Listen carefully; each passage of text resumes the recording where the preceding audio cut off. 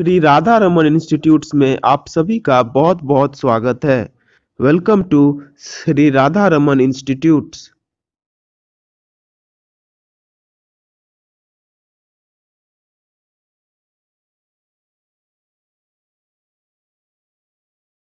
तो आज का हमारा टॉपिक है प्रिंसिपल्स ऑफ मैनेजमेंट। तो ये प्रिंसिपल्स ऑफ मैनेजमेंट क्या होते हैं, आइए इसका डेफिनेशन सबसे पहले जानते हैं। What are principles of management? So principles of management are statements of fundamental truths that act as general guidelines for taking managerial actions and decisions। अब इसको मैं समझाने से पहले आपको कुछ समझाना चाहता हूँ। वो ये है कि जब भी हमें लाइफ में या फिर स्टडीज़ में या फिर किसी भी क्षेत्र में, अगर हमें किसी भी फील्ड में अगर हमें लगता है कि हमें प्रॉब्लम हो रही है, तो हम क्या करते हैं, हम किसी अपने से ज़्यादा एक्सपीरियंस वाले, अपने से ज़्यादा किसी नॉलेज वाले की हेल्प लेते हैं। उसी तरीके से ये प्रिंसिपल्स ऑफ मैनेजमेंट भी है। तो होता क्या है कि जब भी मैनेजमेंट में कोई भी रुकावट आ जाती है या फिर जब भी मैनेजमेंट को लगता है कि अभी जो है वो ठीक से मैनेज नहीं कर पा रहे हैं या फिर उनसे जो है कुछ गलतियां हो रही है, तो उस केस में वो जो है प्रिंसिपल्स ऑफ मैनेजमेंट का इस्तेमाल करती हैं। अब ये प्रिंसिपल ऑफ मैनेजमेंट किस टाइप के हैं?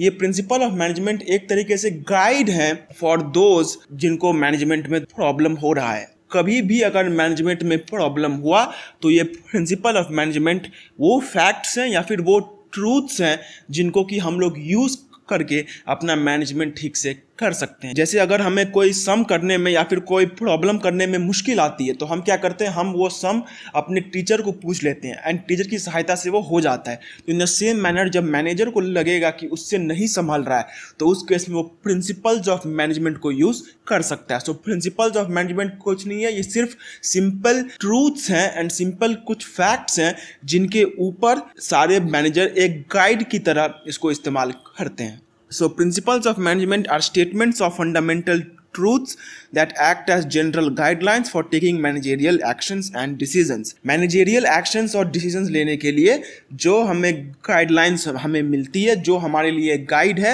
वो principles of management कहलाती है। फिर है nature of principles of management कि principle of management का nature क्या है। तो पहला है universal। principle of management are universal, they are required in every type of organization। तो सबसे पहले क्या है कि principle of management जो है वो यूनिवर्सल है, वो हर एक टाइप के बिजनेस ऑर्गेनाइजेशन में हमें उसकी जरूरत पड़ती है। चाहे वो बिजनेस ऑर्गेनाइजेशन कितना ही छोटा हो या फिर वो बिजनेस ऑर्गेनाइजेशन चाहे कितना ही बड़ा हो, हमें वो यूज में आएगा ही आएगा। It is used all around the world in every type of business organization. फिर आता है dynamic. Principles of management are not rigid but flexible and dynamic in nature, they keep on changing with time. ये जो principles of management होते हैं, ये एकदम rigid नहीं होते कि ये कांस्टेंट नहीं होते कि ये सब जगह एक ही जैसे रहने वाले हैं। ये समय के साथ साथ चेंज होते रहते हैं। These keep on changing with time. So क्योंकि ये समय के साथ चेंज होते जा रहे हैं, सो बिकॉज ऑफ दैट हम इसे डायनेमिक बोलते हैं। ये डायनेमिक है, ये समय के साथ चेंज होता रहता है। अभी ऐसा है तो कल जाके वैसा हो सकता है, 4-5 दिन बाद कुछ अलग तरीके का हो सकता है।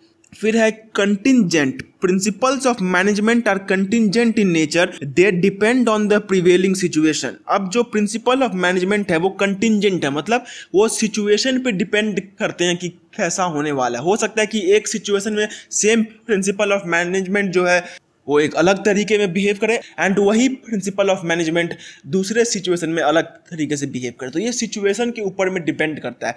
फॉर एग्जांपल ये हमारे साथ भी होता है कि जब हमें लगता है कि सम हम खुद से सॉल्व कर लेंगे तो हम टीचर की हेल्प नहीं लेते हैं, लेकिन कभी कभार क्या हो जाता है कि हमें टीचर की हेल्प लेनी पड़ती है। तो प्रॉब्लम हमारा दोनों ही केस में सॉल्व हो रहा है, लेकिन दोनों केस में सिचुएशंस अलग हैं। एक में हमें खुद के हेल्प से ही कर ले रहे हैं एंड एक में हमें टीचर की हेल्प चाहिए। फिर है equal importance. All principles of management are equally important. जितने भी प्रिंसिपल्स ऑफ मैनेजमेंट हैं वो सब इक्वली इंपॉर्टेंट है। ऐसा नहीं है कि एक प्रिंसिपल ऑफ मैनेजमेंट बहुत इंपॉर्टेंट है तो दूसरा प्रिंसिपल ऑफ मैनेजमेंट उससे लेस इंपॉर्टेंट है, ऐसा नहीं है। जितने भी प्रिंसिपल ऑफ मैनेजमेंट है दे आर इक्वली इंपॉर्टेंट। ऐसा नहीं है कि ये ज़्यादा इंपॉर्टेंट है तो वो कम इंपॉर्टेंट है। Every principal of management is equally important. फिर इसके बाद आता है कि need for principal of management. हमें प्रिंसिपल ऑफ मैनेजमेंट क्यों चाहिए? What is the importance of principal of management? Principal of management में ऐसा क्या है कि हमें वो चाहिए? तो उसका पहला रीजन है increase in working efficiency. Principles of management are based upon past experiences. These past experiences are of great use.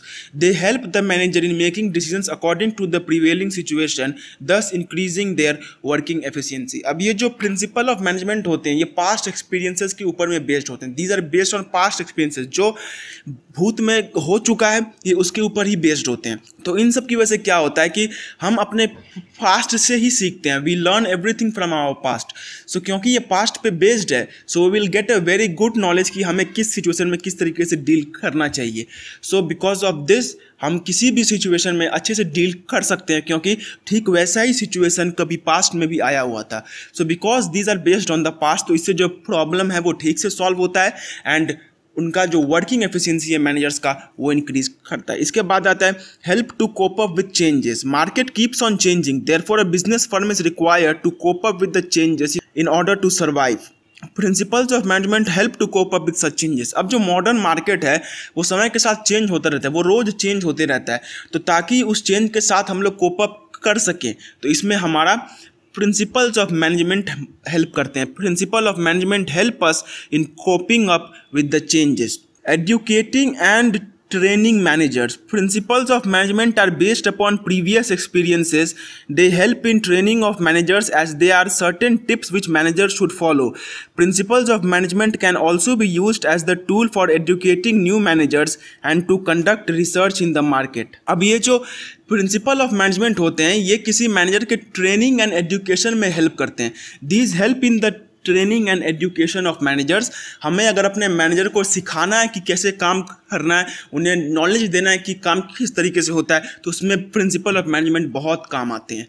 Principal of management are of vital importance when it comes to teaching managers how to do management in the market. जब management सिखाना होगा तो principles of management बहुत काम आते हैं, क्योंकि वो पास्ट एक्सपीरियंस पे बेस्ड होते हैं। एंड जैसा कि मैंने आपको कहा कि हम अपने पास्ट से ही सब कुछ सीखते हैं। सो हम अपने पास्ट से सीख के अपना प्रेजेंट जो है उसको ठीक कर सकते हैं। इसके बाद आता है optimum utilisation of resources. Principles of management facilitate the proper utilisation of resources of a firm. Through principles of management a business firm can use the resources in the most appropriate way.